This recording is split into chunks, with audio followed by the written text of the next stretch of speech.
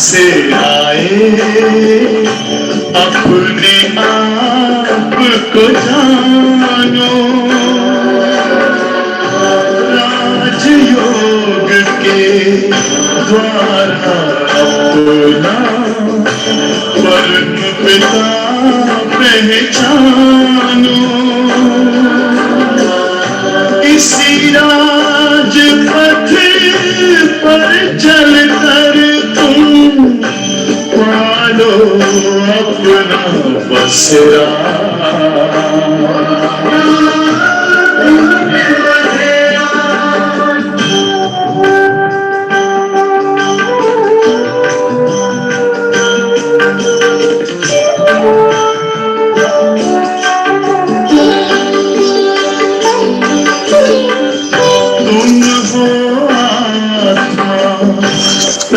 से न्यारे परमात्मा को प्यारे,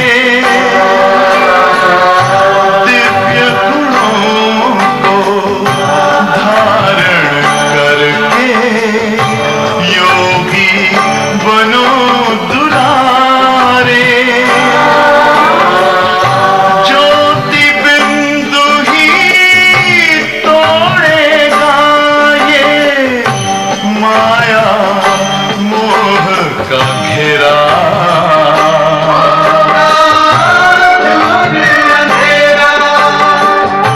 अंतर मन में ज्योति जगा लो, होगा दूर अंधेरा।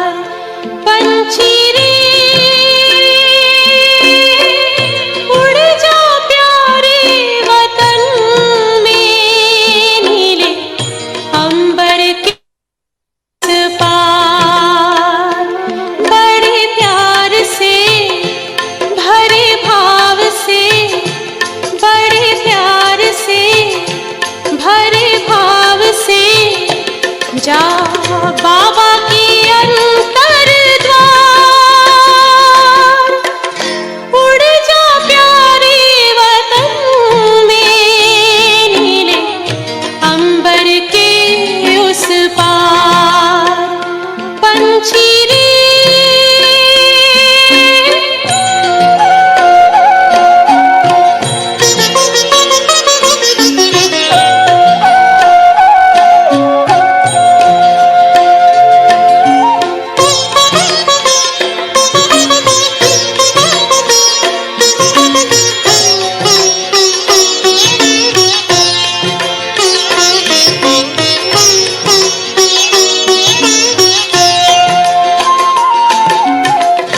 पंचेंद्रिय का छोड़ दे बंधन, तन मन से तू हो जा समर्पण।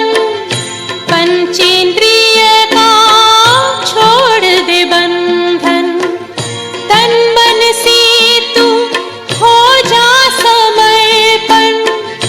दिव्य ज्योतिर्मय देह धारण कर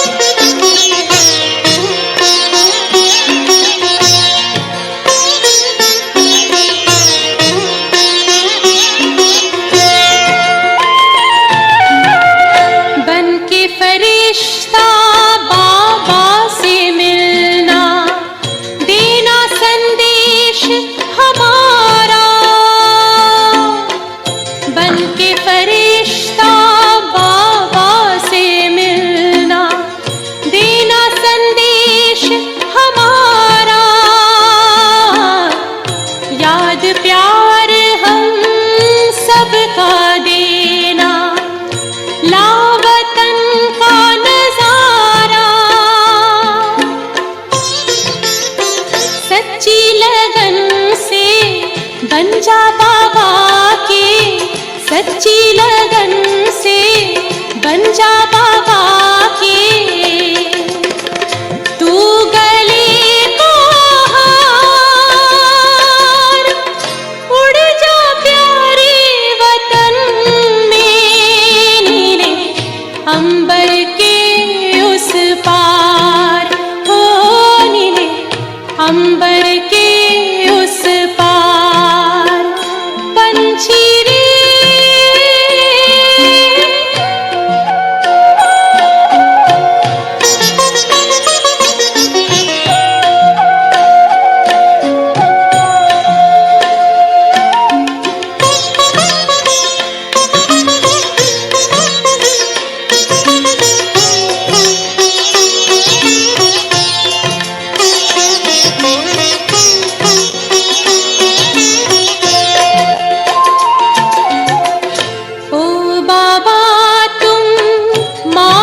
पिता हो, तुम ही हो जग के तारनहार। ओ बाबा तुम मात पिता हो, तुम ही हो जग के तारनहार। दुख हरता तुम सुख करता हो, गुणों के भंडार।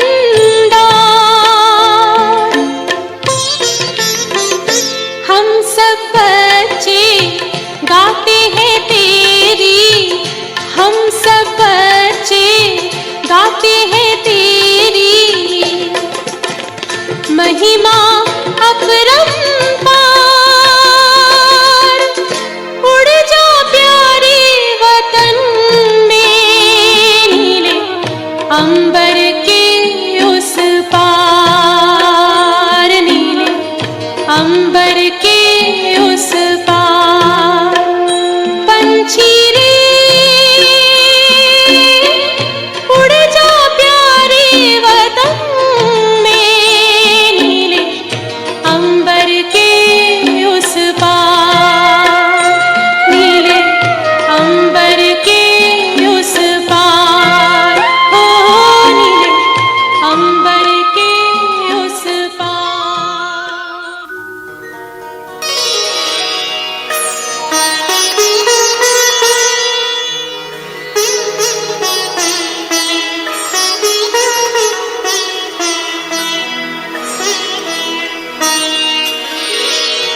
तेरी याद का अमृत पीते हैं, तेरी याद का अमृत पीते हैं, तेरी याद में जीते हैं बाबा, तेरी याद में जीते हैं बाबा।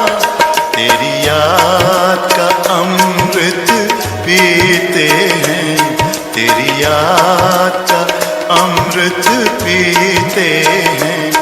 रहे याद सदा ही साथ तेरी, रहे याद सदा ही साथ तेरी। बस और न हम कुछ चाहेंगे, बस और न हम कुछ चाहेंगे। तेरी याद का अमृत पीते हैं, तेरी याद का अमृत पीते हैं।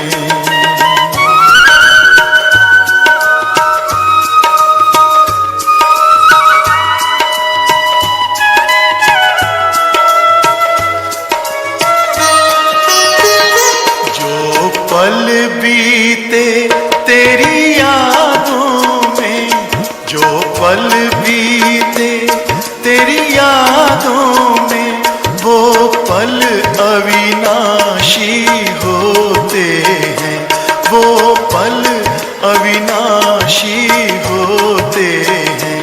हर पल को सफल बना देंगे, हर पल को सफल बना देंगे, तेरी याद कभी ना छोड़ेंगे, तेरी याद कभी ना छोड़ेंगे।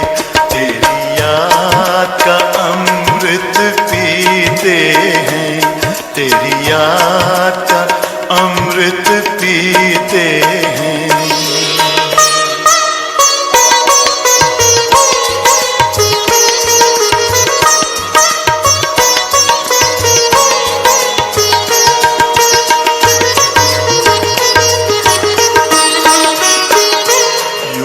आप रहो संग संग बाबा, यूं ही आप रहो संग संग बाबा, इस दुनिया के सुख पाने क्या, इस दुनिया के सुख पाने क्या, लहराते रहे तेरी यादों में, लहराते रहे तेरी यादों में, उन यादों में खो जाएंगे, उन यादों में खो जाएंगे।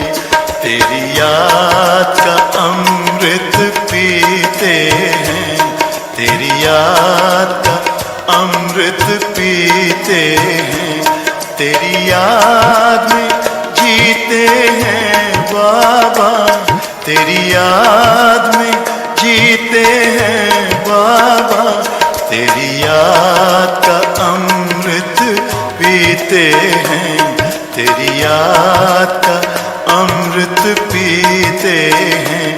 रहे याद सदा ही साथ तेरी, रहे याद सदा ही साथ तेरी, बस और न हम कुछ चाहेंगे, बस और न हम कुछ चाहेंगे, तेरी याद का अमृत पीते हैं, तेरी याद का अमृत पीते हैं, तेरी याद का अमृत पीते हैं, तेरी याद का अमृत।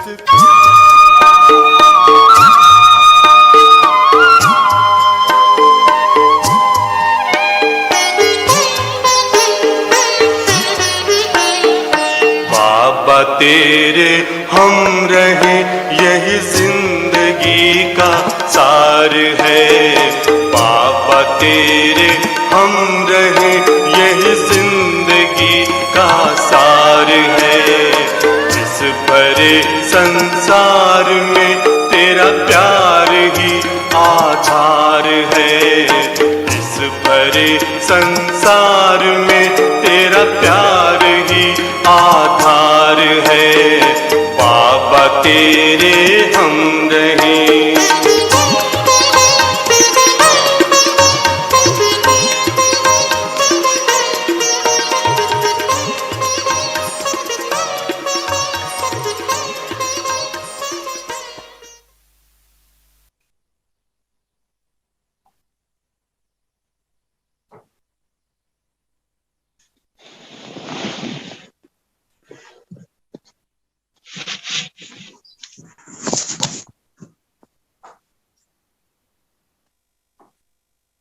ओम शांति।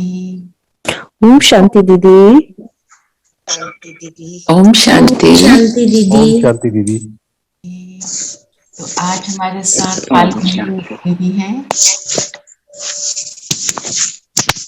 वो हमारे साथ मुरली को रिवाइज कराएंगे, आते ही होंगे।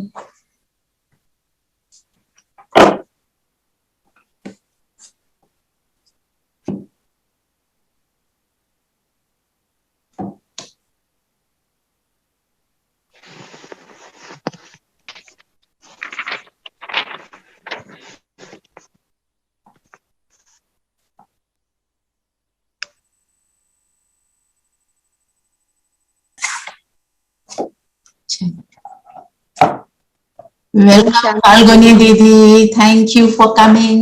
Good morning. Good good morning morning good morning. ओम शांति दीदी। ओम शांति दीदी। ओम ओम शांति दीदी। शांति। कैसे हैं सभी? ओम शांति। हम्म, ठीक है। आप कैसी हैं? बाबा की कृपा से ठीक है दीदी, आप कैसे हैं? हम्म, ओके। तो सबने मुरली सुनी आज की? हम्म, अच्छा। सभी स्वस्थ हैं? जी दीदी। हम्म, जी दीदी। अच्छा। और घर में भी सभी स्वस्थ हैं? जी दीदी। जी दीदी। नहीं बचपन कोई से और मन से? नहीं, मेरे हस्बैंड को कोविड हुआ है। कौन बोल रहे हैं? ओहो। सिप्पी सिप्पी। अच्छा। हाँ जी, हाँ जी। हाँ, तो नॉर्मल है या ज्यादा तो नहीं हुए हैं प्रॉब्लम? नहीं, ऐसे आज 9th डे हो गया, पर अभी पॉजिटिव ही आ रहा है, तो परेशानी है। ऐसे ऐसे ज्यादा मतलब शरीर से नहीं कह रहे हैं तकलीफ है, पर जब तक नेगेटिव नहीं आता तब तक तो थोड़ा ध्यान उधर ही रहता है। नहीं, नॉर्मल रूप से आप गार्गल्स करवाओ नमक और हल्दी के, और अच्छा, हाँ स्टीम ले लो, ठीक हो जाएगा। ठीक है, ठीक और है। आजकल रिपोर्ट में ऐसे ही आते हैं, इसलिए ज्यादा उसका चिंतन भी नहीं करना है, अपने ठीक है। ध्यान रखना है बस, है ना। हल्दी और उसका क्या बोलते, अदरक और तुलसी का पानी है, और ऐसी चीजों हाँ का जी, सेवन थोड़ा करते रहे रेगुलर रूप से, ठीक है, सभी करें, जिनको नहीं है वो ठीक, भी करें। अदरक ठीक। पानी तो अच्छा ही होता है, अदरक तुलसी का, हाँ जी, हाँ जी, ठीक है ना। हाँ इसीलिए जितना चिंतन करते हैं उसका इफेक्ट होता है, इसीलिए हाँ चिंतन जी, छोड़ो और अपना ठीक है। ध्यान रखो बस। नॉर्मल सर्दी ओ, जुकाम तो हर सीजन में होता ही है ना सबको, हाँ, बिल्कुल ठीक है ना। बिल्कुल। उसको उस रूप में ही लो, आया है उसको क्या कहते हैं उसको, दवाई खिला पिला के भेज दो वापस। जैसे मेहमान ठीक आते है। हैं ना, हाँ, तो हाँ जी। उनको क्या करते हैं, वो हमेशा थोड़ी ना रहते हैं मेहमान, हम्म। है ना। आते हैं, हाँ जी। हाँ, खाते पीते हैं, बातें करते और जाते हैं वापस। ऐसे ये भी आया है, सही उसको सही। भी, उसको क्या चाहिए, उसको काढ़ा चाहिए, उसको गार्गलिंग चाहिए, है ना। वो सब करके हम्म, स्टीम चाहिए उसको, वो दे के उसको विदाई कर दो, ठीक है ना। ठीक है, ठीक ठीक। टेंशन नहीं थैंक यू, लेने का, थैंक अरे आ गया, है ना, हाँ आया है जी, तो जाएगा भी, हमेशा थोड़ी ना रहेगा। सही हाँ, सही। हाँ, ओके। Okay okay. तो क्या सुना आज फिर मुरली में, सेवा चल रही है, अव्यक्त मास का पुरुषार्थ क्या चल रहा है? हम्म, बोलो।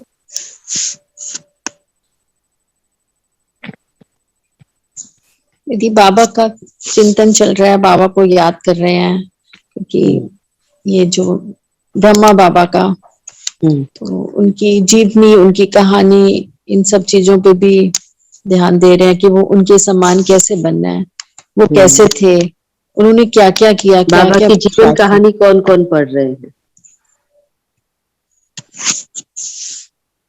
हम्म, रचना रचना बीच बीच में एक एक पैराग्राफ हमें सुनाते हैं, तो हम उसके ऊपर फिर चिंतन करते हैं। अच्छा। नहीं, सबको पढ़ना है ना।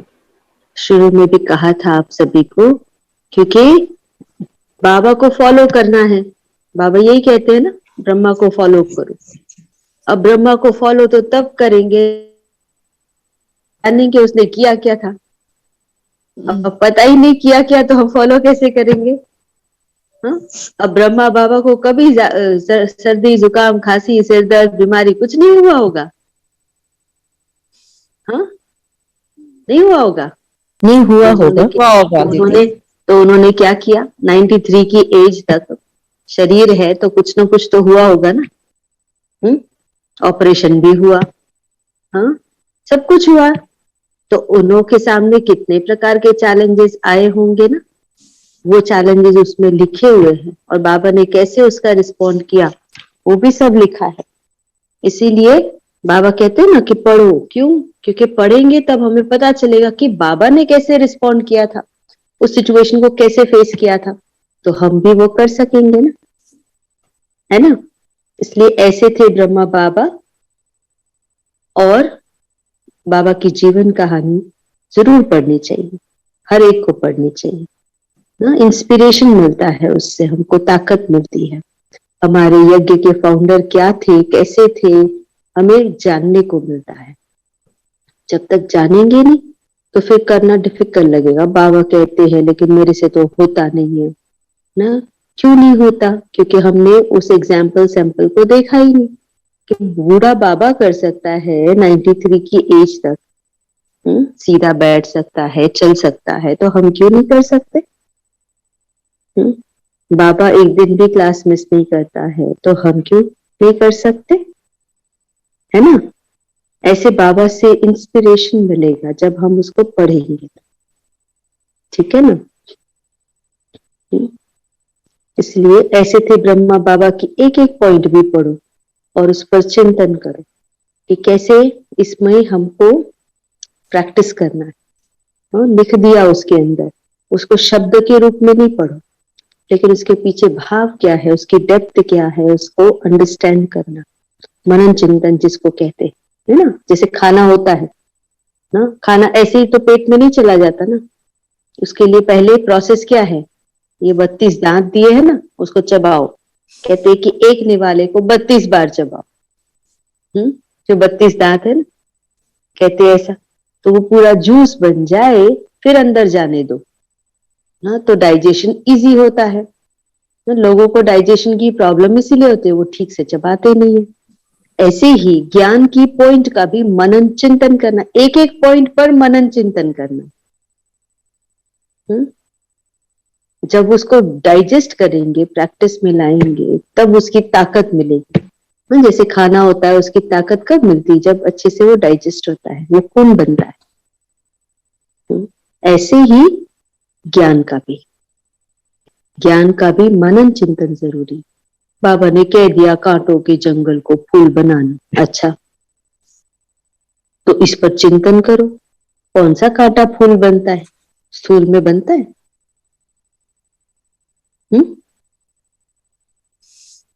सोचो। स्थूल में नहीं बन सकता। हाँ, नहीं बनती।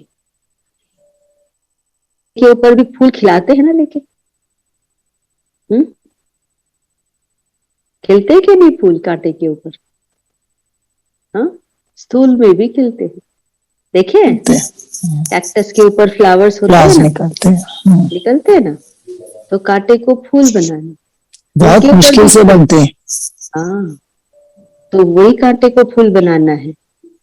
कि कैक्टस के अंदर भी ना, लोग रेगिस्तान में जाकर के भी गुलाब खिला लेते हैं, है ना। तो ये साइंस की कमाल है। तो साइंस की कमाल इतनी है जो कांटे में भी फूल खिला दे। कितना करते हैं ना वो लोग, सारा मिक्सचर करते हैं एक दूसरे के साथ करके ना, अलग ही कुछ वैरायटी निकालने की कोशिश करते हैं ना। रेगिस्तान में जाकर के भी खेती करेंगे, सोचते हैं यहाँ से भी कुछ मिल जाएंगे। तो साइंस की कमाल है, और साइलेंस वालों की क्या कमाल? बताओ। वो मैटर के साथ काम करते हैं साइंस वाले, तो मैटर के अंदर वो ना ऐसी चीज कमाल की करते हैं, और हमारा गुप्त माइंड में, मैटर में, उस मैटर को ऑपरेट करने वाली एनर्जी जो है, उस पे ये काम चलता है, समझा। तो वो स्थूल है और हमारा सूक्ष्म काम। हम भी वही कर रहे हैं, लेकिन हमारा सूक्ष्म है, और सूक्ष्म में मेहनत ज्यादा लगती है। लेकिन अटेंशन ज्यादा लगता है। मेहनत बाबा शब्द यूज अच्छा नहीं करते हैं, लेकिन अटेंशन ज्यादा लगता है उसके ऊपर, और उसके रिजल्ट्स वंडरफुल। कितना वंडरफुल! बाबा कहते दुनिया स्वर्ग बन जाती, इतना वंडरफुल।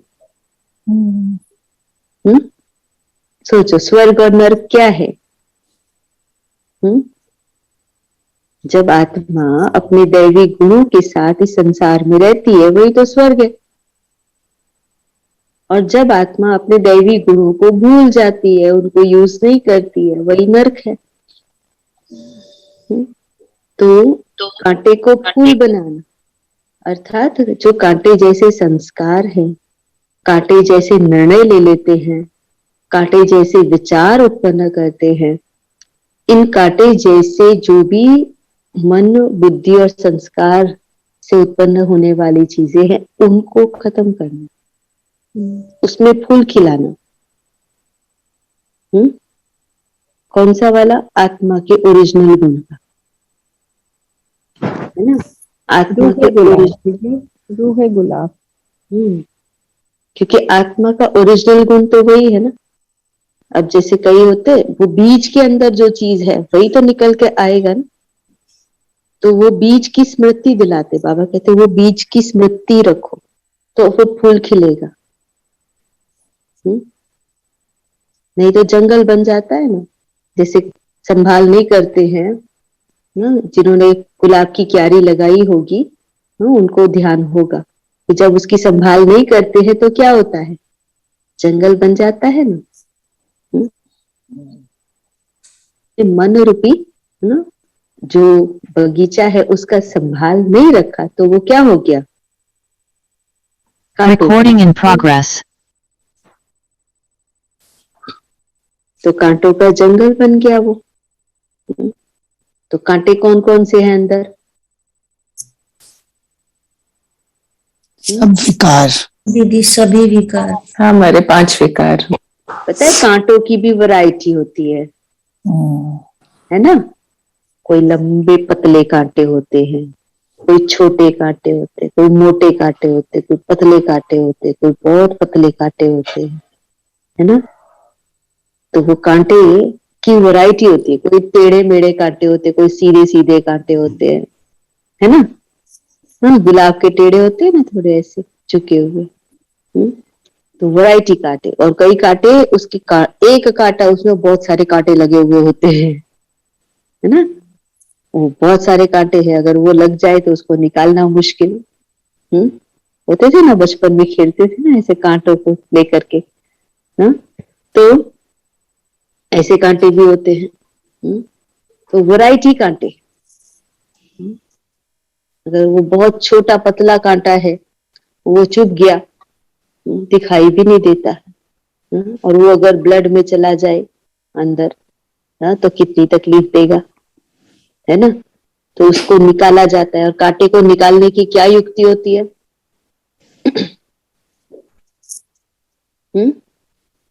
कांटा चुभ जाए तो उसको निकालने की क्या युक्ति होती है?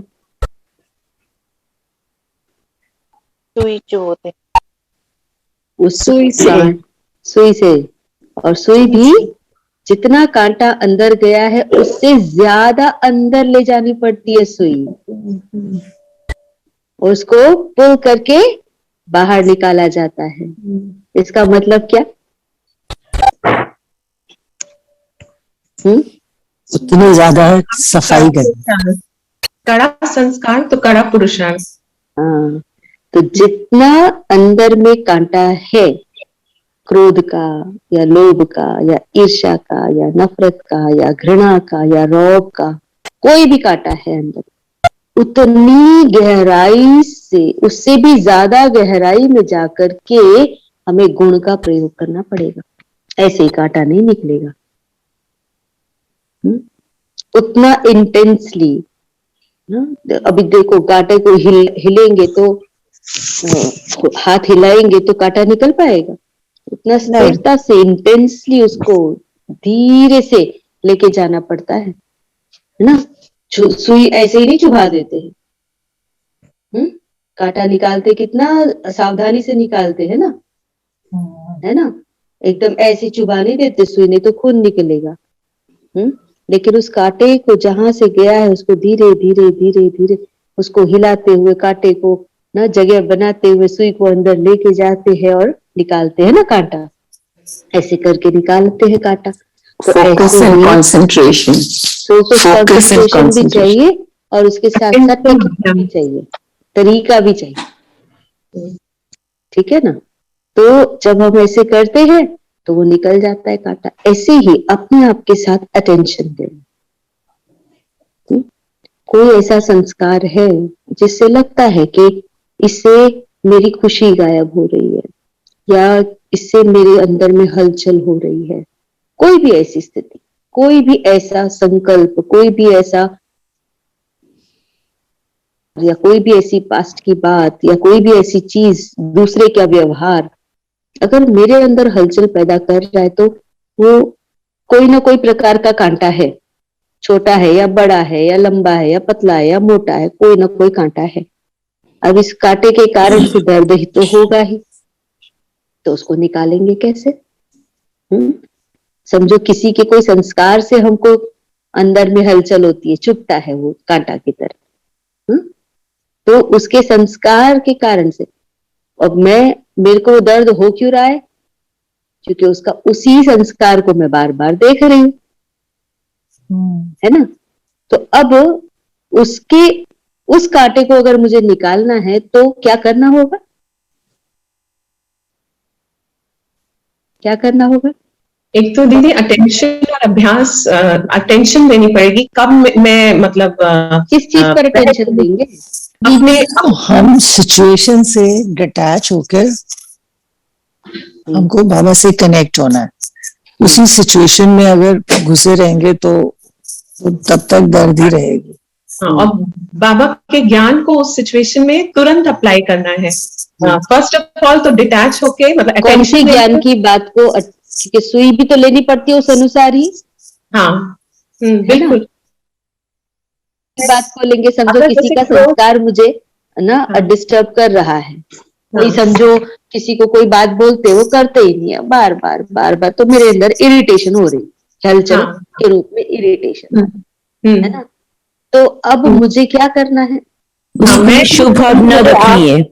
आप दीदी ये सोचेंगे कि ये आदमी का ये अपना संस्कार है, मेरा अपना संस्कार है, मुझे अपने संस्कार पे चलना है, वो अपने संस्कारों पे चल रहा है। तो हमने बाबा से जैसे अमृत वेले में उस आत्मा को अपने अमृत वेले में उस आत्मा को लाएंगे, उसको शुभकामना और शुभ भावना देंगे कि जिससे अपनी जब हम बाबा से लेंगे वही वाइब्रेशन हम उस आत्मा को भेजेंगे बाबा से लेकर, तो हो सकता है कि वो आदमी ठीक हो जाए जो हमें बार बार इरिटेट कर रहा है या बार बार हमें परेशान कर रहा है, उसकी सोच उसके संकल्प बदलने शुरू हो जाए। हो सकता है हम भी उसके साथ इरिटेट हो रहे हैं तो हम भी उसको वैसी वाइब्रेशन दे रहे हैं ना, उसके साथ साथ हो रहे हैं। जब हम उल्टा होएंगे, हम उसके लिए अच्छा सोचेंगे तो वो बंदा भी अच्छा हो जाएगा जो हमें इरिटेट कर रहा है। दीदी ज्ञान से हमें एक बात अप्लाई कर सकते हैं और वो है कि नथिंग न्यू, यानी कि ये ड्रामा में है और ये कर्मों का हिसाब है और ये जाने के लिए आया है। दीदी उसके गुण को देखेंगे, उसमें कुछ तो अच्छाई होगी। देखो यही बात ना, हम आप सब ने अच्छी अच्छी बातें बताई, शुभ भावना रखना है या टेंशन देना है या ना, ये सब चीजें, लेकिन कांटा कहाँ छुपा हुआ है? मेरे मन के अंदर है, मन में उसकी वो चीज को मैं देख रही हूँ, ठीक है ना? तो सबसे पहले मुझे उसकी उस कमी को देखना बंद करना है, और कमी को देखना बंद करना है तो उसकी जो कमजोरी है या तो कहा क्या बाथरूम साफ कर दी उसने?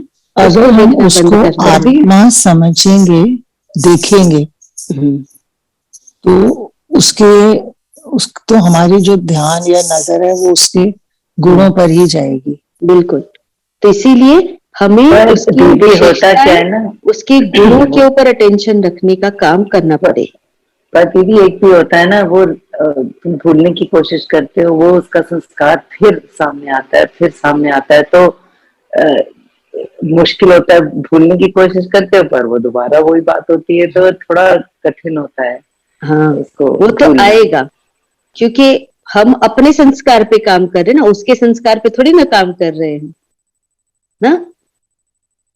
हम तो अपने संस्कार पे काम कर रहे हैं कि मुझे इरिटेशन हो रही है ना, सामने वाला बात नहीं मान रहा है या बात झूठ बोल रहा है या व्हाटएवर जो भी कर रहा है, तो वो कांटा है, उसको तो मैं उसके ऊपर थोड़ी ना काम कर रही हूँ, मैं तो अपने पर काम कर रही हूँ। है ना। मेरे हाथ में अगर कोई कांटा चुभा है तो मैं उसको निकालने का काम कर रही हूँ ना। अब गुलाब के पेड़ में तो कांटे लगे ही हुए हैं, मैं उसके सारे कांटे कैसे निकालूं? हाँ, गार्डन में भी जाते हैं हम, अब गुलाब का पौधा लगा हो तो हमारा नजर किस पर जाता है? फूल पर जाता है, कांटों पर या फूल पर? फूल पर, कांटे नजर ही वाली नहीं आते। खाद पर या पत्तों पर?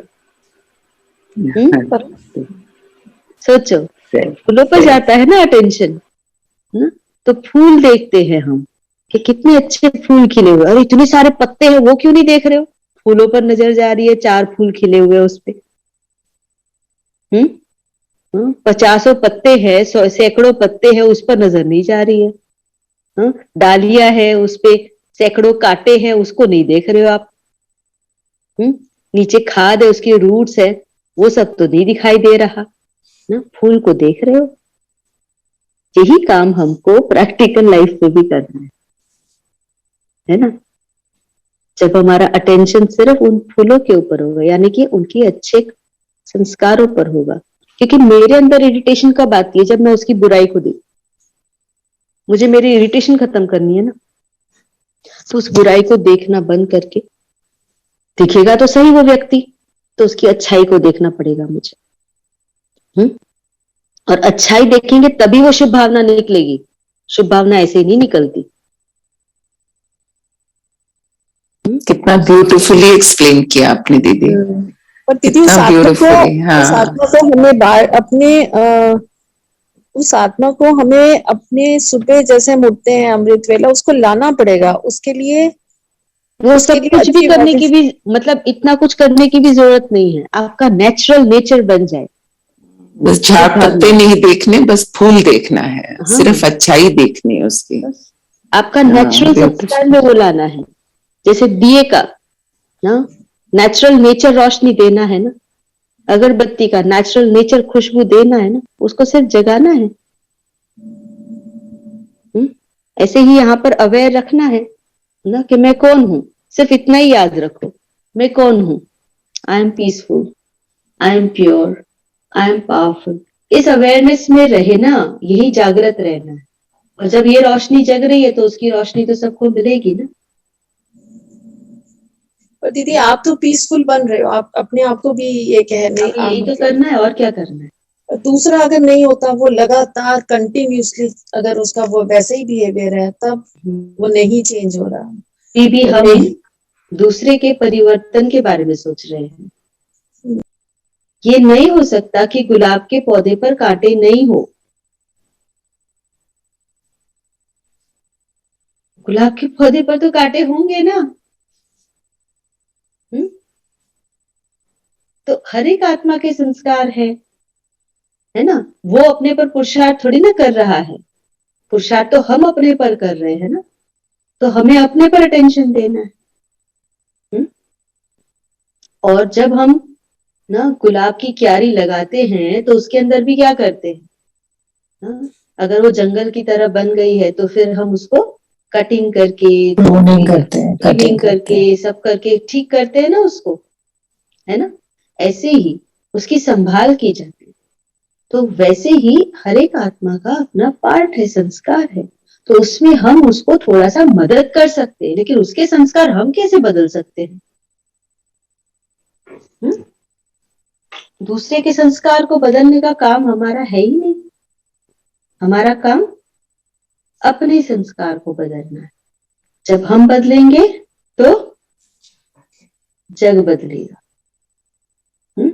बाबा ने क्या कहा? कांटों के जंगल को दैवी फूलों का बगीचा बनाना है, नई दुनिया का निर्माण करना है। वो निर्माण कहाँ होगा? और कांटे की तरह कौन चुभेंगे? दुनिया में 700 करोड़ लोग हैं, 700 करोड़ लोग चुभ रहे हैं क्या आपको? कौन चुभ रहे? वही 7 लोग होंगे आसपास जो अपने हैं, ठीक है, तो आसपास है। तो वो 7 लोग ही आपके आसपास क्यों आए? 5-7 लोग है, 4 लोग है, 2 लोग है, या एक ही है कोई, चलो,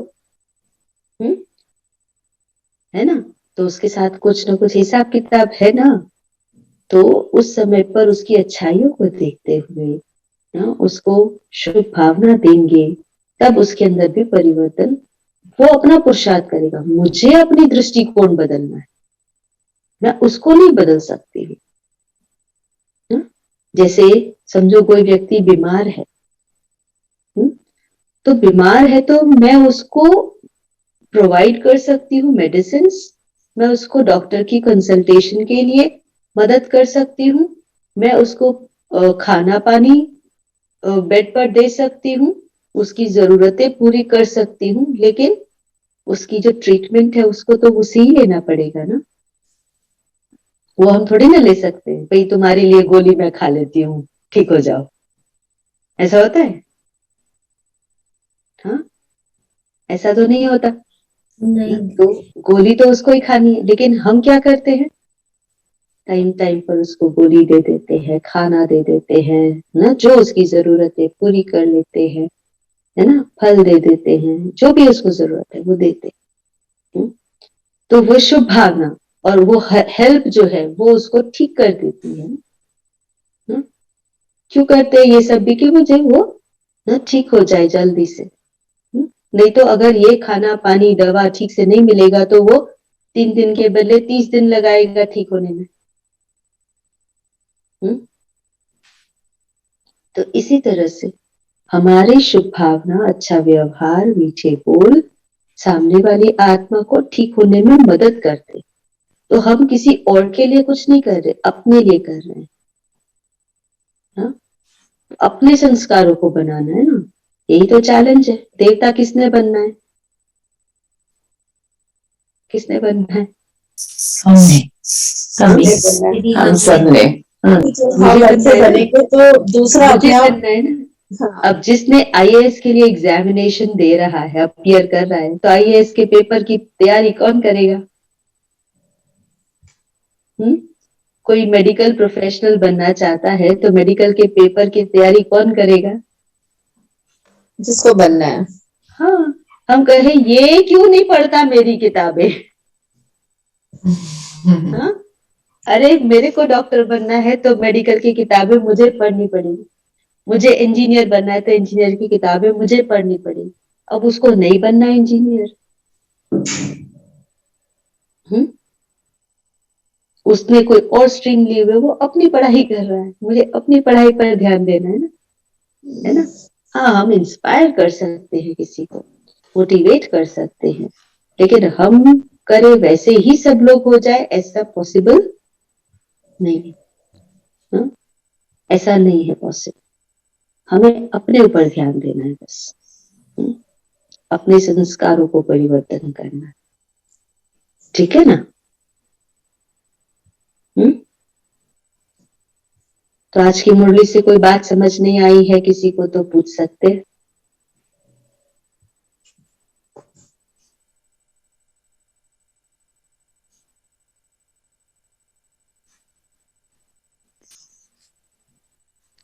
ठीक है, कांटों को फूल कैसे बनाएंगे?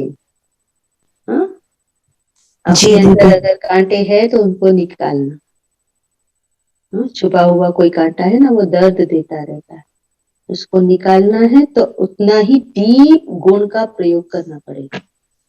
अवगुण रूपी कांटा जितना गहरा गया है उतना सदगुण रूपी सुई को और डीप ले जाना पड़ेगा।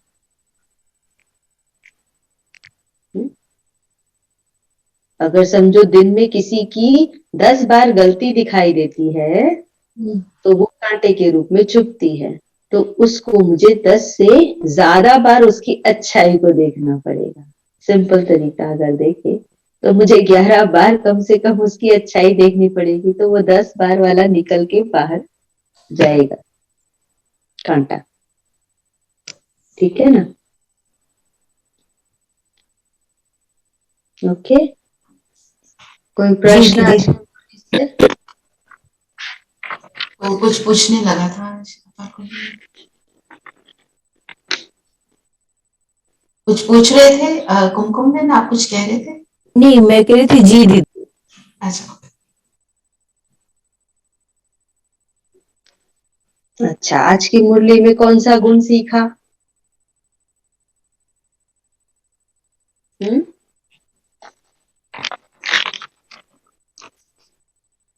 कौन सा गुण सिखाया बाबा ने आज की मुरली से?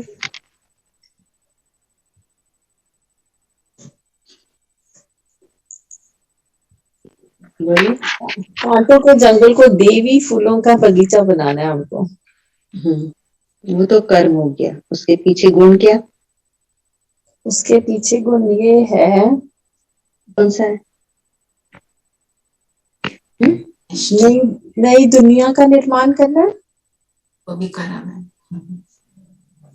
वो भी कर लिया। अपनी दृष्टि ऐसी रखनी है कि सिर्फ लोगों के गुणों को देखना है, उनके अवगुणों को।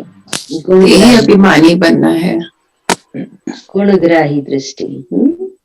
और अच्छा, ओके। और दीदी अंतर्मुखी बनना है, एकांत। स्लोगन में। तो एकांत का अभ्यास करते हो? दीदी थोड़ा थोड़ा होता है। और एकाग्रता, अंतर्मुखता? वो भी 50-50। 50-50। मौन किस किस ने रखा है?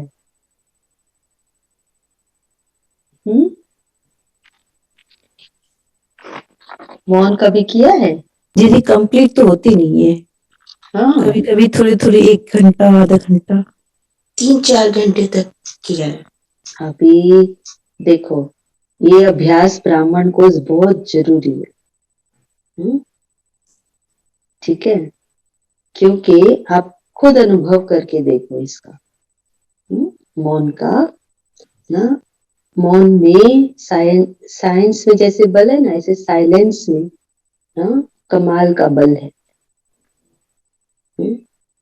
तो मुख का मौन और मन का मौन, दोनों मौन। अंतर्मुखी बनने का मतलब ये, अंदर की तरफ अपना मुख करना, अर्थात अपने आप को देखना। क्या मेरे गुण है, क्या मेरी शक्तियां हैं, कौन सी वीक पॉइंट है, कहाँ मेरी एनर्जी ड्रेन होती है। तो अपना एनालिसिस करना, ठीक है ना। जब अपने को चेक करेंगे तभी तो चेंज करेंगे। हम चेक ही नहीं करते। हम क्या करते हैं, बाह्य मुखी रहते हैं। तो बाहर चेकिंग हमारी अच्छी चलती रहती है ना। इसमें क्या दीदी मुख का मौन करना तो फिर भी आसान हो जाता है, मन का मौन नहीं करा जाता, उसमें बहुत मुश्किल होती है। हाँ, तो मुख के मौन से मन के मौन को भी मदद मिलेगी, है ना। कोई भी चीज जब होती है ना, देखो जैसे हम शरीर के अंदर भी ना अपने आप को डिटॉक्स करना है तो क्या करते हैं, भक्ति के अंदर उपवास का सिस्टम बनाया। अल्टीमेटली वो बॉडी को डिटॉक्स करने की चीज थी, है ना, कि भाई अंदर जो जमा है ग्लूकोज वगैरह वो सब यूज हो जाए, कचरा है वो साफ हो जाए, है ना। तो उपवास करते थे कि भाई खाना नहीं खाओ। ऐसे ही मन को भी तो डिटॉक्स करना है। तो उसके लिए क्या करो ना, मुख का मौन कर दो, भाई बातें मत करो, क्योंकि अंदर मन के कचरा जाता कहाँ से है, जब मुख से दूसरे के साथ मिलकर के बातें कर, बात सुनाई आपने, 2 बात सुनाई, फिर मैंने 4 सुनाई, फिर आपने 8 सुनाई, अब कितनी सारी बातें हो गई, अंदर भर गया कचरा, है ना। अब वो 4 बातें जाके किसी और 4 को सुनाएंगे, तो सारा दिन वो कचरा फैलाते रहते हैं, है ना। इसीलिए वो कचरे को अंदर में ना घोटेंगे तो क्या होगा, सोचो। बदबू, कीटाणु, जर्म्स फैल के मन तो बीमार ही रहेगा ना। फिर कहेंगे कैसे करे, क्या करे, नहीं होता नहीं होता। अरे बेचारा मन बीमार हो गया है ना, कचरा खा खा के। तो उसको थोड़ा सा ना ब्रेक दो, है ना। हफ्ते में 1 बार मौन रखो, नहीं होता है तो 15 दिन में 1 बार करो, 15 दिन में नहीं तो महीने में 1 बार तो करो, है ना। और रोज 2 घंटा कम से कम मौन में रहने का अभ्यास करो। सुबह उठते हैं ना, उससे लेकर के 2 घंटे, कम से कम 2 से 4 घंटे मौन रखो, सुबह 8 बजे तक मौन ना। तो यह अभ्यास है, ये अपने पर अटेंशन देना है। हम कहते हैं ना, तो अटेंशन कार्य देने का कौन से मतलब क्या है? करेंगे? अगर हम मौन में हैं तो कार्य कैसे, साथ साथ कार्य भी कोई कर सकते हैं? हाँ हाँ, कर सकते कार्य हैं ना, तो क्यों करेंगे नहीं? ना, खाली काम तो सारे करने हैं ना, लेकिन मुख का मौन और उसके साथ साथ जितना हो सके, देखो आप मन का मौन भी रखो। मन का मौन में आपको ये नहीं है कि मन चुप हो जाएगा। मन का मौन का मतलब है वेस्ट, नेगेटिव, ऑर्डिनरी, यूजलेस, पास, ये सब चीजों को नहीं खाना है। आज फास्ट है। मन को बोल देना, आज सिर्फ अच्छी अच्छी चीजें पढ़ेंगे, उस पर चिंतन करेंगे, है ना। उपवास में भी क्या करते हैं, लाइट चीजें खाते हैं ना, कोई फल खाते हैं, दूध पीते हैं, है ना। आजकल के उपवास तो अलग हो गए, चलो, लेकिन पहले उपवास करते थे तो निर्जल उपवास भी करते थे, कुछ भी नहीं लेते थे, है ना। तो अभी हमको मन को पॉजिटिव खाना देना। मन के मौन में अच्छी किताबें भी पढ़ सकती हैं। हाँ, बाबा की ना जीवन कहानी है या ऐसी कोई भी अच्छी किताब है अपने यज्ञ की है, उनको पढ़ो, उस पर चिंतन करो, ज्यादा समय उसमें विचार सागर मंथन के लिए दो, है ना। अच्छी चिंतन करने की प्रैक्टिस उस मौन में होती है। अपने आप को दिया एक पॉइंट, फिर उस पर चिंतन करो, फिर उसको लिखो, फिर उसका अभ्यास मैं कैसे करूंगी उसको ना प्लान बनाओ, फिर उसका अभ्यास करके क्या अनुभव हुआ वो अनुभव लिखो फिर से। ये अटेंशन देना। अटेंशन देने का मतलब क्या होता है ना, स्टूडेंट भी ऐसे ही करते हैं ना। स्कूल में टीचर पढ़ाता है तो वो पहले पढ़ते हैं, फिर होमवर्क मिलता है वो होमवर्क करते हैं, फिर वो होमवर्क ना रिवाइज करते हैं, कि फिर पढ़ते हैं, फिर उसको ना एग्जाम के पहले भी पढ़ते हैं। तो 4, 5, 6 बारी जब पढ़ेंगे तो वो तो आंसर याद रह जाएगा ना, समझ आ जाएगा ना। ऐसे ही फिर क्वेश्चन आएगा एग्जाम में तो उसको समझ में आ जाएगा कि इसका आंसर क्या है। ऐसे ही जब हमने मौन रह करके अभ्यास किया अपने आंतरिक गुण शक्ति के साथ ना और ज्ञान के मनन चिंतन के साथ, तो जब परिस्थिति आएगी उस समय पर हमको वो आंसर आ जाएगा, क्योंकि हमने पढ़ाई की है कि भाई इस समय पर मुझे क्या करना है। नहीं तो उस समय पर हम सिर्फ मुख से बोल दे इसका पार्ट है, लेकिन पार्ट है उसमें भी एनर्जी कौन सी दे रहे हो देख, तो उसमें परिवर्तन कहाँ से आएगा। इसका पार्ट ही ऐसा है तो कौन सी एनर्जी दी, नेगेटिव, पॉजिटिव तो नहीं है, शुभ भावना तो नहीं है ये, है ना। इसीलिए वो कब काम नेचुरल रूप में काम तब करेगी जब हमने अपने साथ काम किया। जैसे परफ्यूम लगाते हैं ना आप तो खुशबू आती है ना, ऐसे यहाँ पर ज्ञान का परफ्यूम लगाया हमने, है ना, तो फिर वो खुशबू आएगी ना। कोई खुशबू को बदबू बोलेगा क्या, बताओ, कोई नहीं बोलेगा। तो जब हम वो खुशबू लगाकर चलेंगे तो हमारे संपर्क में आने वालों को भी उसकी खुशबू ही आएगी, वो कोई उसको बदबू नहीं कह सकता। तो हमें अपने पर इसीलिए काम करना बाबा सिखाता है, ठीक है ना। ओके। फाल्गुनी बहन 15 को आप लेंगे ना सेशन 11 o'clock? 15 को, हाँ। 15 को सब आएंगे ना, ये भी और दूसरे ग्रुप से भी शायद आ रहे हैं। अच्छा। तो इनसे पूछना था, शीतल बहन ने मैसेज भेजा कि इनसे पूछिए कि कौन सा टॉपिक ये लेना चाहेंगे, तो आप उनको वो करा देंगे, थोड़ा पूछ लें इनसे। ये तो नए लोगों के हिसाब से है ना प्रोग्राम? हाँ जी, पर ये हमारे थोड़े पुराने थोड़े नए को लाएंगे ना। तो थोड़ा सा मिक्सचर होगा, 2 years is minimum, is maximum. हाँ जी, जितने भी हैं वो 2 इयर्स से ज्यादा ओल्ड नहीं है। तो आप सब सजेस्ट कीजिए, दीदी को बता दीजिए। आपके मन में कोई थॉट आता है कि इस टॉपिक को हमको लेना चाहिए तो आप बताइए।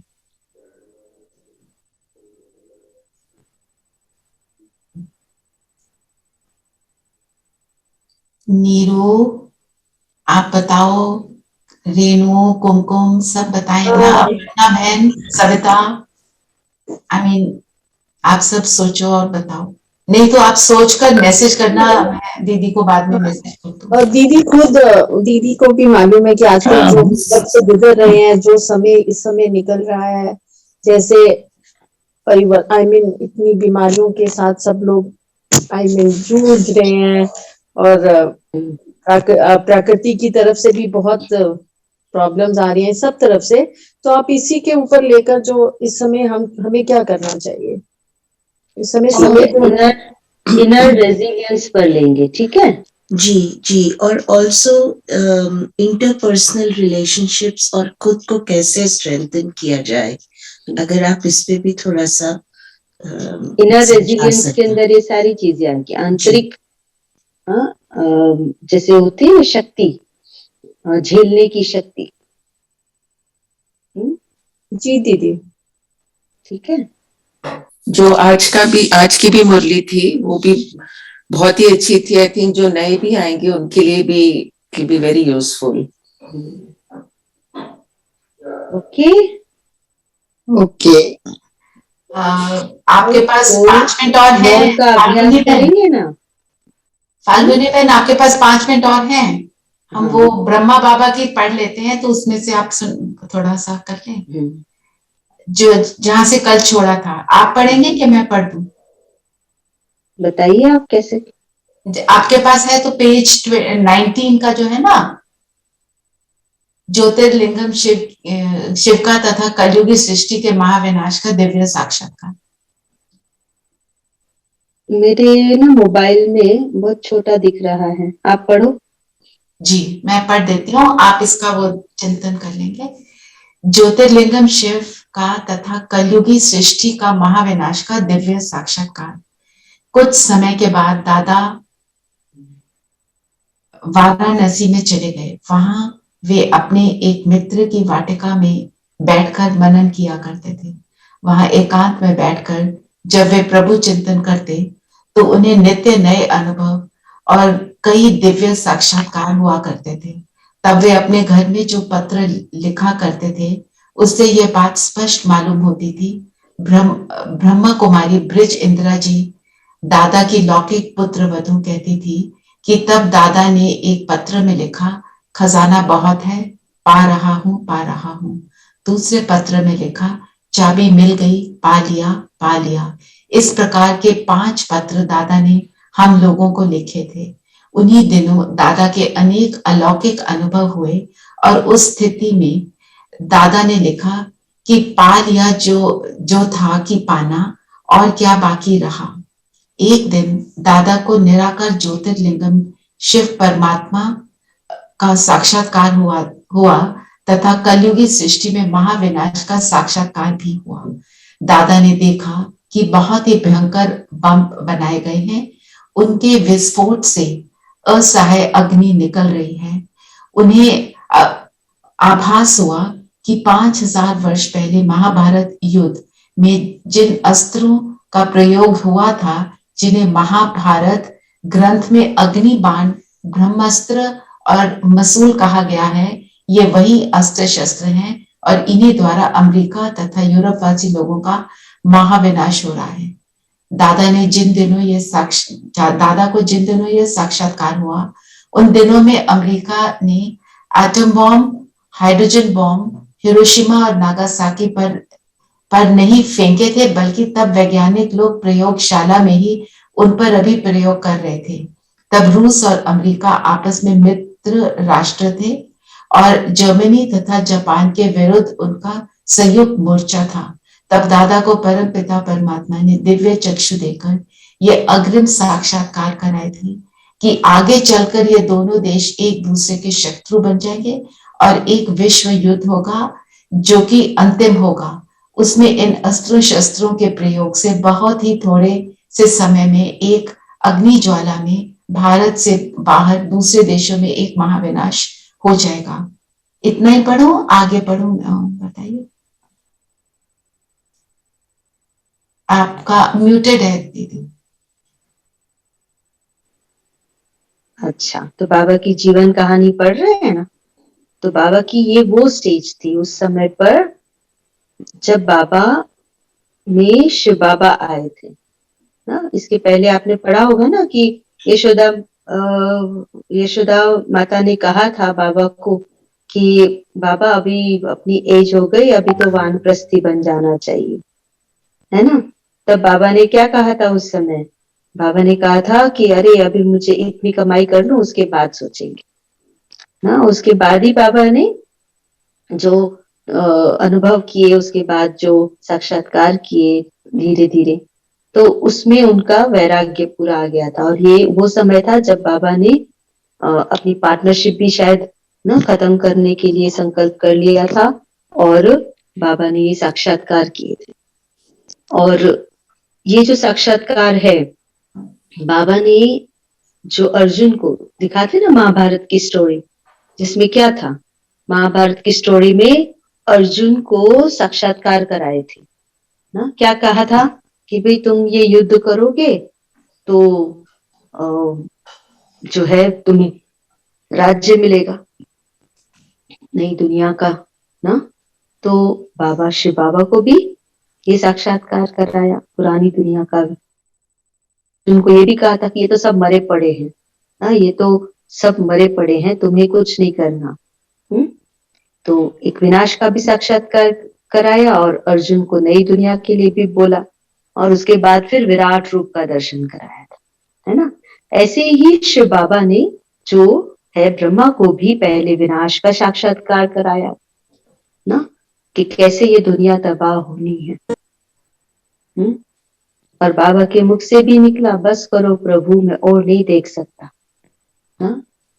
तो परिवर्तन जो 1935-36 में बाबा को दिखाया शिव बाबा ने, उस समय पर ये इन्वेंशंस नहीं हुई थी बॉम्ब्स मिसाइल्स की ना, लेबोरेटरी में एक्सपेरिमेंट चल रहे थे ना। बाबा को ये साक्षात्कार हुए 1936-37 की बात है। और ये बम का जो एक्सपेरिमेंट हुआ था वो में हुआ था, हिरोशिमा नागासाकी, बेबी बॉम्ब्स फोड़े गए थे। तो कितने सालों बाद देखो, अराउंड 5-6 इयर्स के बाद वो बम्स का जो है प्रयोग किया गया, बेबी बम्स। और आजकल देखो कितने ब्रह्मास्त्र बन गए हैं, ब्राह्मोस, और कैसे कैसे मिसाइल्स बन गए हैं। तो वो साक्षात्कार बाबा को पहले कराया, विनाश का साक्षात्कार, और नई दुनिया का साक्षात्कार भी इसी के बाद कराया था बाबा ने। तो वो सारी पिक्चर को क्लियर किया था, ब्रह्मा की वो स्टेज बनाई थी। अभी शिव बाबा ब्रह्मा के तन द्वारा कर रहे हैं, ये ब्रह्मा को भी नहीं पता, लेकिन कैसे बाबा उस रथ को तैयार कर रहा था मानसिक रूप से ना, और पुरानी दुनिया से कैसे डिटैच करके ना संगम के लिए तैयार कर रहा था। तो बाबा ने तो वो साक्षात्कार में देखा, और हम सब तो प्रैक्टिकल में देख रहे हैं ना, विनाश का नजारा देख रहे हैं ना प्रैक्टिकल में। हमें साक्षात्कार की जरूरत है? हम तो साक्षात देख रहे हैं, पूरा देख रहे हैं, साक्षात आकार रूप में नहीं देखने की जरूरत, हम तो साक्षात में देख रहे हैं, है ना। तो कलह घर घर के युद्ध भी देख रहे हैं। देखो किसान लोग कैसे धरना देके बैठे थे, और ऐसे कई सारे किस्से होते हैं, है ना। तो गृह युद्ध, आपसी कलह क्लेश, मन मुटाव, रोज की चीजें हम देख रहे हैं। तो अणु बम, परमाणु बम, और उसके साथ साथ बीमारियों का भी, और नेचुरल कैलेमिटीज को भी देख रहे हैं, है ना। तो ये सारे नजारे बाबा को तो साक्षात्कार में दिखाए थे, लेकिन हम तो साक्षात में देख रहे हैं। तो अब हमको पुरानी दुनिया से तो वैराग्य आ जाना चाहिए, है ना। और नई दुनिया के नजारे भी बाबा दिखा रहा है। तो सतयुग के झाड़ नजर आने चाहिए। सतयुग के झाड़ नजर आना माना क्या? परिवर्तन कोई दीदी। पेड़ पौधे दिखाई देंगे सतयुग के? बताओ। लोगों में परिवर्तन, जैसे मनुष्य में परिवर्तन।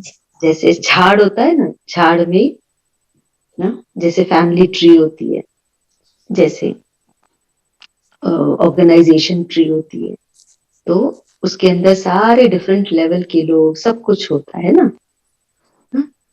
परपोता, दादा दादी सब होते हैं ना उसके अंदर। तो सतयुग के झाड़ नजर आना अर्थात कि सबके अंदर उन दैवी गुणों को हमने देखना। तभी होगा कि भाई ये तो होनहार देवता है। आज सोचो शिव बाबा इतने सालों से हमारे ऊपर काम कर रहा है, कैसे? अगर आज का रूप देखता तो हमको ठीक कर पाता? हिस्ट्री के अंदर भी देख लो, पहले के समय में जो टीचर्स होते थे, गुरुज होते थे, वो अपने शिष्य को परख करके उसको शिक्षा देते थे। वो अपने शिष्य को देख करके परख लेते थे कि ये कहाँ जाएगी, मेहनत करते थे, है ना।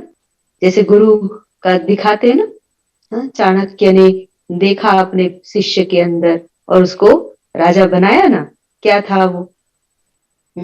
ऐसे अपने शिष्य को देख लेते थे, परख करके उसकी शक्तियों को उजागर करते थे। तो शिव बाबा ने भी तो हमारा वर्तमान रूप थोड़ी ना देखा। हमारा कौन सा रूप देख रहा है? अरे भविष्य में ये क्या बन सकता है ना। टीचर को समझ में आ जाता है, माँ बाप को भी समझ में आ जाता है बच्चे को देखकर, है ना। और टीचर को भी समझ में आ जाता है अपने स्टूडेंट को देख के, गुरु को भी समझ में आता है शिष्य की कैसे इस शक्तियों को विकसित करना है। तो शिव बाबा भी हमको वैसे ही देखता है, आज के रूप को नहीं देखता है, कितनी कमियां, कितनी कमजोरियां, कितने कमजोर है ये, वो नहीं देखता। ये क्या बन सकते हैं वो देखता है। और उसी के ऊपर मेहनत करता है।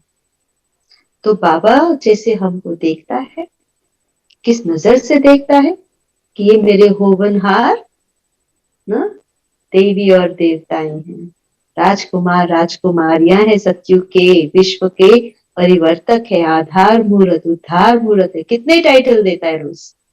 तो सबसे पहले तो हम भी अपने आप को उसी नजर से देखें जैसे शिव बाबा हमको देखता है।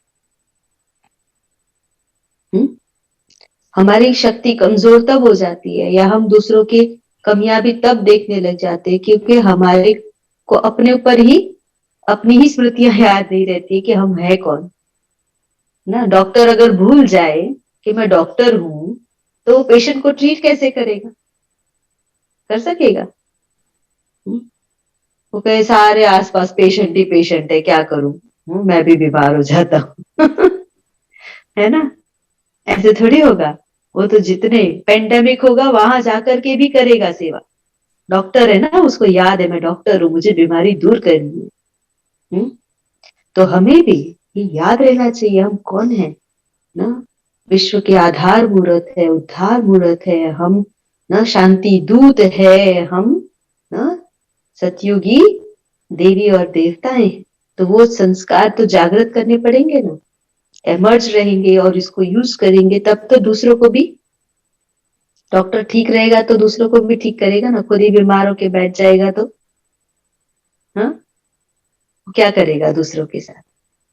तो इसीलिए सतयुगी झाड़ नजर आना अर्थात ये भी है जैसे डॉक्टर में होप होती है ना कि सब लोग ठीक हो जाएंगे, है ना, मैं इसकी ट्रीटमेंट करूंगा।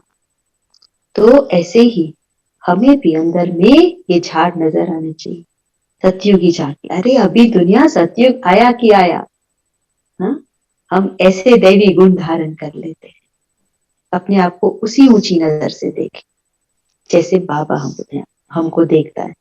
और बाबा सबको कैसे देखता है, हम भी सबको वैसे देखते, ठीक है। तभी सतयुग आएगा। दीदी okay, thank you. Thank you दीदी, थैंक यू सो मच। ओम शांति दीदी। ओम शांति। आते रहिएगा फाल्गुनी दीदी।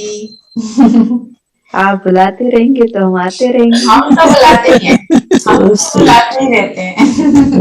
15 को मिलेंगे ना फाल्गुनी दीदी से, 15 को वेरी लेकिन सून। वो तो 100% जी, राइट दीदी? हाँ ठीक है। योग आप कराएंगे? आप देख लीजिए आपके समय, whatever permits you according to your time.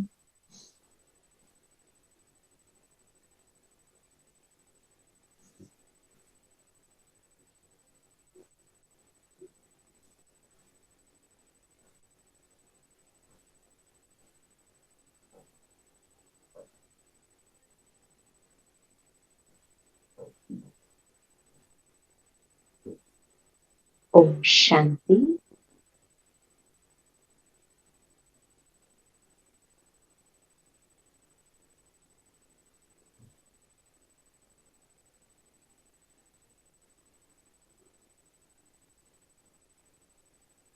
महसूस करें अपने आप को, मैं बाबा की बगिया का सबसे सुंदर फूल हूँ।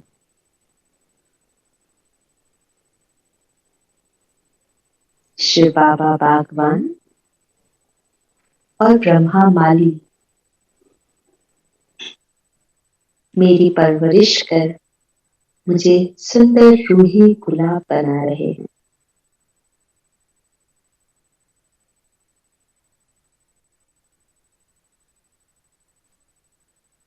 ज्ञान का जल देकर, योग की धूप देकर बाबा मुझ आत्मा में गुणों की खुशबू भर रहे हैं। रूहानियत का रंग भर रहे हैं।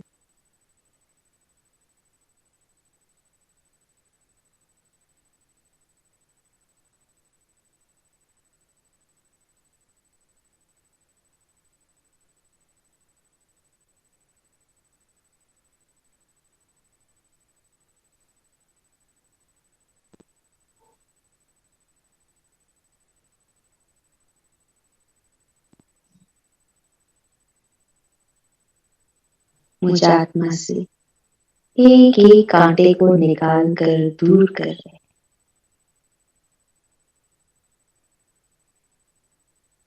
और संगम युग के फ्लावर पॉट में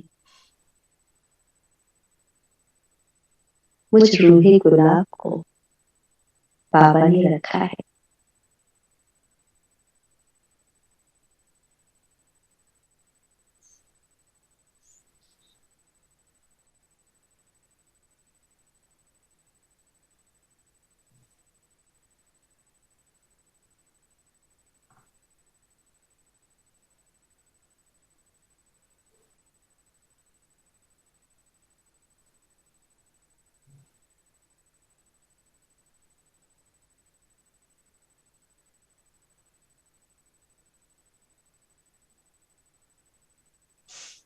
बाबा ने जो मुझ रूहानी गुलाब में गुणों की खुशबू भरी है,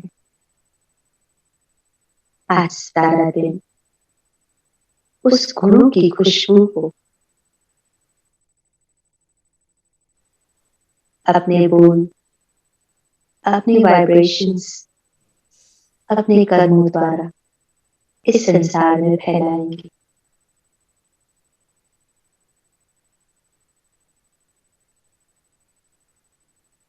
हर एक बोल, कर्म, वाइब्रेशंस और दृष्टि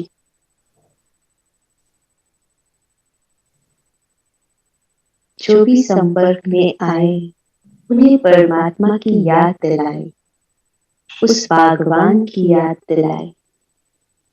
ऐसे श्रेष्ठ कर्म आज सारे दिन करेंगे।